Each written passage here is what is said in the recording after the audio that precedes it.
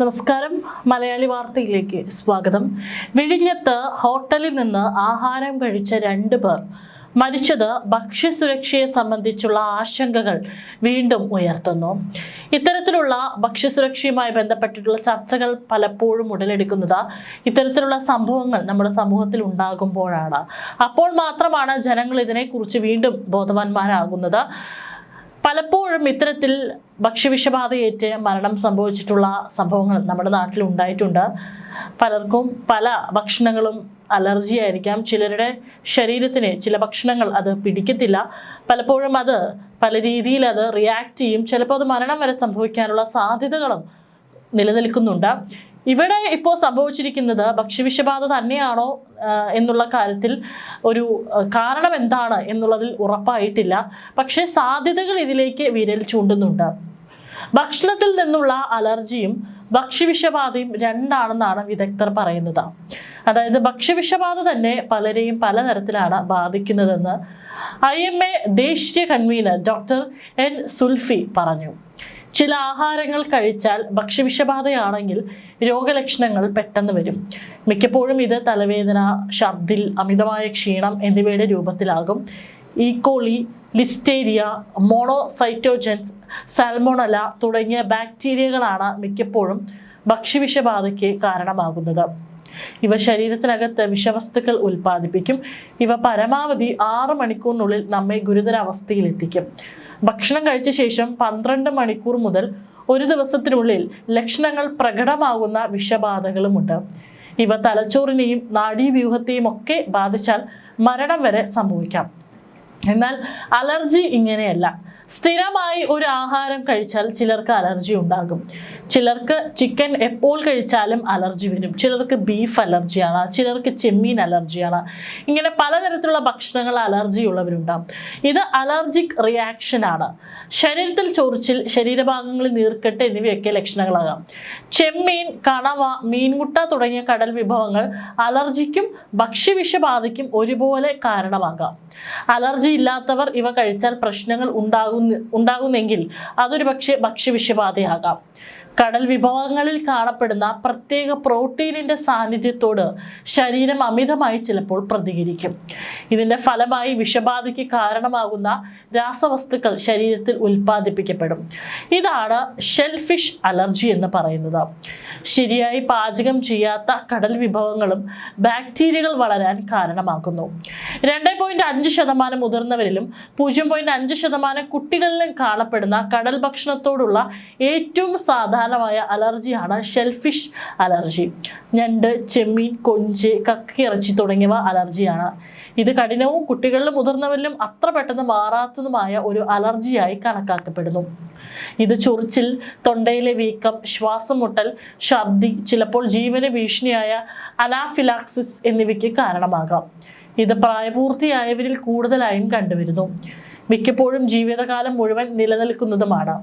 ചർമ്മത്തിൽ ചൊറിച്ചിൽ, ചുവന്ന പാടുകൾ, മുഖം, ചുണ്ടുകൾ, നാക്ക്, തൊണ്ട എന്നിവയിൽ വീക്കം, ശ്വാസം മുട്ടൽ, വിസിൽ പോലെയുള്ള ശബ്ദം, വയറുവേദന, ഓക്കാനം, ഛർദി, വയറിളക്കം, ബോധക്ഷയം, പെട്ടെന്നുള്ള രക്തസമ്മർദ്ദം കുറയൽ. അലർജി ഒഴിവാക്കാനുള്ള മാർഗങ്ങൾ പലതരത്തിലുണ്ട്. അലർജി ഉണ്ടാക്കുന്ന ഭക്ഷണങ്ങൾ പൂർണ്ണമായും ഒഴിവാക്കുക. പാക്കേജ് ചെയ്ത ഭക്ഷണങ്ങളിലെ ലേബലുകൾ ശ്രദ്ധാപൂർവ്വം പരിശോധിക്കുക. അലർജി ലക്ഷണങ്ങൾ കണ്ടാൽ ഉടൻ തന്നെ ഒരു ഡോക്ടറെ കണ്ട് ടെസ്റ്റുകൾ ചെയ്യുക. ഗുരുതരമായ അലർജി സാധ്യതയുള്ളവർ ഡോക്ടറുടെ നിർദ്ദേശപ്രകാരം എപ്പിനെഫ്രിൻ ഓട്ടോ ഇഞ്ചക്ടർ കൂടെ കരുതുക. ഭക്ഷണം അലർജിയുള്ളവർ ഹോട്ടലുകളിൽ നിന്ന് ഭക്ഷണം കഴിക്കുമ്പോൾ പ്രത്യേകം ശ്രദ്ധിക്കേണ്ടതാണ്. ചടയമംഗലത്തും സംഭവിച്ചത് എന്താണ് എന്നുള്ളതിൽ ഇപ്പോഴും ഒരു വ്യക്തത വരുത്താനായിട്ട് സാധിച്ചിട്ടില്ല. വിഴിഞ്ഞത്ത് ഹോട്ടലിൽ നിന്ന് ഭക്ഷണം കഴിച്ച് മടങ്ങിയ കുടുംബത്തിലെ 2 പേരാണ് മരിച്ചത്. ഭക്ഷ്യവിഷബാധയെന്നാണ് സംശയം.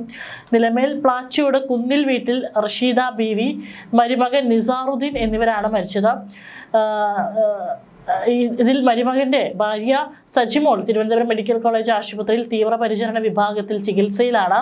തിങ്കളാഴ്ച രാത്രി 9ഓടെയാണ് റഷീദ ബീവി, മരുമകൻ ഷാജി, ഭാര്യ സജിമോൾ, മക്കളായ ഷാൻ, ഷിബിൻ, ഷാജിയുടെ സുഹൃത്ത് കണ്ണൻ എന്നിവരുൾപ്പെട്ട 6 അംഗ സംഘം വിഴിഞ്ഞത്തെ ഹോട്ടലിൽ കയറി ഭക്ഷണം കഴിക്കാൻ എത്തിയത്. നിലമേലിൽ നിന്നാണ് പോയത്. കൊഞ്ച്, കണവത്തോരൻ, മീൻമുട്ട എന്നിവ കഴിച്ചു. ഭക്ഷണം കഴിച്ച് മടങ്ങുന്നതിനിടെ ഷാജിക്കും റഷീദ ബീവിക്കും ശാരീരിക അസ്വസ്ഥത അനുഭവപ്പെട്ടു. ഛർദി ഉണ്ടായി. തുടർന്ന് നിലമേലിലെത്തി കടക്കിലെ സ്വകാര്യ ആശുപത്രിയിൽ ചികിത്സ തേടി. ഇരുവരുടെയും നില ഗുരുതരമായതോടെ ഷാജിയെ തിരുവനന്തപുരം മെഡിക്കൽ കോളേജ് ആശുപത്രിയിലും റഷീദ ബീവിയെ പാരിപ്പള്ളി മെഡിക്കൽ കോളേജ് ആശുപത്രിയിൽ പ്രവേശിപ്പിച്ചെങ്കിലും ഇരുവരും മരിച്ചു. ഇവരോടൊപ്പം ഭക്ഷണം കഴിച്ച കണ്ണൻ, ഷാൻ, ഷിബിൻ എന്നിവർക്ക് അസ്വസ്ഥതകളൊന്നും ഉണ്ടായിട്ടില്ല. വിഴിഞ്ഞത്തെ ഹോട്ടലിൽ നിന്ന് ഭക്ഷണം കഴിച്ച മറ്റാർക്കും പ്രശ്നങ്ങളില്ല. അതേസമയം ഷാജി മുമ്പ് അലർജിക്ക് ചികിത്സിച്ചിരുന്നതായി പറയുന്നു. ഷാജിയും ഭാര്യയും ചേർന്ന് വൈദ്യശാല ജംഗ്ഷനിൽ തട്ടുകട നടത്തുകയായിരുന്നു. റഷീദ ബീവിക്ക് പഴയ ചന്തയിൽ ചായക്കട ഉണ്ടായിരുന്നു. ചടയമംഗലം പോലീസ് ഇൻക്വസ്റ്റ് നടത്തി അസ്മാക് ഹോട്ടൽ പ്രവർത്തിച്ചതും അംഗീകാരമില്ലാതെ എന്നുള്ള റിപ്പോർട്ടുകൾ കൂടി ഈ ഒരു മരണ വാർത്തയ്ക്കിടയിൽ പുറത്തു വന്നു. ഹോട്ടൽ പ്രവർത്തിച്ചത് അനധികൃത കെട്ടിടത്തിലാണെന്നും ഹോട്ടലിലെ ലൈസൻസ് ഇല്ലെന്നും കണ്ടെത്തൽ. വിഴിഞ്ഞം തീരത്ത് പ്രവർത്തിക്കുന്ന 14ൽ 12 ഹോട്ടലുകൾക്കും ആരോഗ്യ വിഭാഗത്തിന്റെ അനുമതിയില്ല. സംഭവത്തിന് പിന്നാലെ ഹോട്ടലിലെ സാമ്പിളുകളും രാസപരിശോധനയ്ക്ക് അയച്ചിട്ടുണ്ട്. വാർത്തയ്ക്ക് പിന്നാലെ ഹോട്ടൽ കഴിഞ്ഞ ദിവസം തന്നെ പോലീസ് അടപ്പിച്ചിരുന്നു. മരിച്ച റഷീദ ബീവിയുടെ പോസ്റ്റ്മോർട്ടം റിപ്പോർട്ടിൽ മരണകാരണം ഭക്ഷ്യവിഷബാധയാണെന്ന് സംശയമുണ്ടെങ്കിലും മരുമകൻ ഷാജിയുടെ പോസ്റ്റ്മോർട്ടം റിപ്പോർട്ടിൽ ഭക്ഷ്യവിഷബാധ സാധ്യത കണ്ടെത്താനായിട്ടില്ല. ഇരുവരുടെയും ആന്തരിക അവയവങ്ങളുടെ പരിശോധന റിപ്പോർട്ട് ലഭിക്കേണ്ടതുണ്ട്. രാസപരിശോധനാ ഫലങ്ങൾ കൂടി ലഭിച്ചതിന് ശേഷമേ മരണകാരണത്തിൽ വ്യക്തത ഉണ്ടാവുകയുള്ളൂ.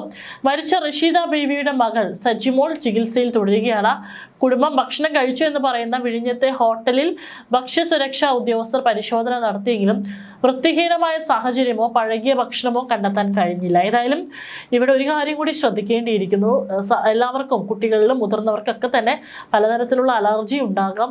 അതുകൊണ്ട് കൃത്യമായിട്ട് നമുക്ക് എന്താണോ അലർജി എന്നുള്ളത് കണ്ടുപിടിച്ചു കഴിഞ്ഞാൽ ആ ഭക്ഷണം പൂർണ്ണമായും കഴിക്കാതിരിക്കാൻ ശ്രമിക്കണം. ഒരുപക്ഷെ പലർക്കും അറിയില്ല, പലർക്കും ഈ പറയുന്ന ആളുകൾക്കും തങ്ങൾക്ക് ഈ ഭക്ഷണം അലർജി ആണോ എന്നുള്ളത് അറിയില്ലായിരിക്കാം.